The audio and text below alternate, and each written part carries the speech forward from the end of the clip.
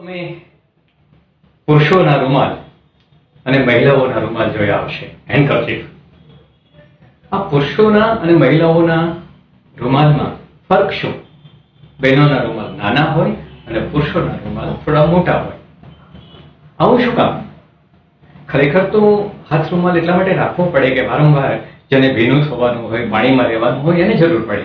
એને બદલે પુરુષોના રૂમાલ મોટા અને બહેનોના નાના. આવું કેમ થયું? આની પાછળ એક સરસ પ્રસંગ છે. એક રૂમાલ બનાવવાવાળા કારખાનામાં એક ઓપરેટર 18 બાય 18 ઇંચના ટુકડા કાપતો હતો. નાઇટ શિફ્ટ દરમિયાન એને કામ સોંપાયેલું કે આ 3 લાખ રૂપિયાના કાપડના 18 ઇંચ બાય 18 ઇંચના ટુકડા કાપી નાખશો. રાતમાં કોઈ ભૂલથી, કોઈ ધૂનમાં, કોઈ મિસ્ટેકથી એનાથી 9 ઇંચ બાય 9 ઇંચના કટકા થઈ ગયા અને 3 લાખ રૂપિયાનું કાપડ 9 ઇંચ બાય 9 ઇંચના ટુકડામાં કોઈ રીતે વેચી શકાય નહીં. એનો કોઈ ઉપયોગ થાય નહીં. એના પર ખૂબ પ્રેશર આવે છે. ડોમેસ્ટિક ઇન્ક્વાયરી વગેરે ઘણી બધી એના ઉપર પગલાઓ લેવાની વાત ચાલે છે.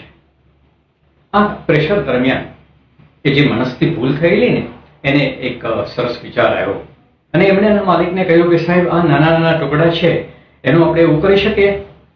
પ્રથમ તબક્કે તો શેઠ ખીજાય છે કે તું મને સજેશન દેવા આવ્યો છો. એક બાજુ તો તે ટુકડા 9 ઇંચ બાય 9 ઇંચના કરીને કેટલું નુકસાન કર્યું છે, પણ સાંભળ્યો અને કહ્યું કે આ 9 ઇંચ બાય 9 ઇંચના રૂમાલની ફરતી નાનકડી બોર્ડર મૂકી હોય, એકાદ બે ફૂલ સ્ક્રીન પ્રિન્ટ કરાવ્યા હોય અને બહેનો માટેના જ સ્પેશિયલ રૂમાલ છે એવી જાહેરાત મૂકી હોય તો પેલા શેઠને પહેલી વાર આ વિચાર ખૂબ ગાંડો વિચાર લાગ્યો. પણ એને પ્રયત્ન કરી જોયો કે ચાલો આપણે પ્રયત્ન કરી જઈએ. થોડાક 9 ઇંચ બાય 9 ઇંચના ટુકડા ફરતી સરસ બોર્ડર કરાવી, થોડાક ફૂલ છપાવી અને માર્કેટમાં મૂક્યા અને બહુ મોટા પાયે જાહેરાત આપી કે અમે બહેનો માટેના નાના ડેલિકેટ ડિઝાઇનવાળા રૂમાલ બનેલા છે, સ્પેશિયલ બહેનો માટેના. અને બીજે દિવસે માર્કેટમાં બહેનો આવા રૂમાલ લેવા માટે નીકળી પડી. એટલા બધા રૂમાલ ઉપડ્યા કે એના માલિકે એ વર્કરને, એ ઓપરેટરને, હવે તું 9 ઇંચ બાય 9 ઇંચના જ ટુકડા કરજે એવું હંમેશને માટે કહી દીધું.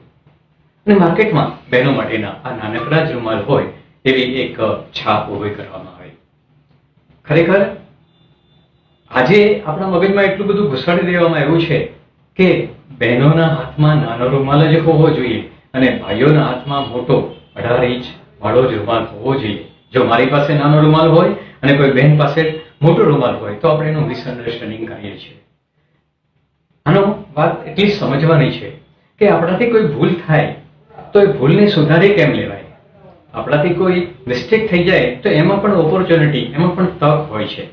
એમાંથી પણ એક નવી શોધ, નવી કશુંક બનાવી શકાતું હોય છે જો આપણે ક્રિએટિવ હોઈએ તો.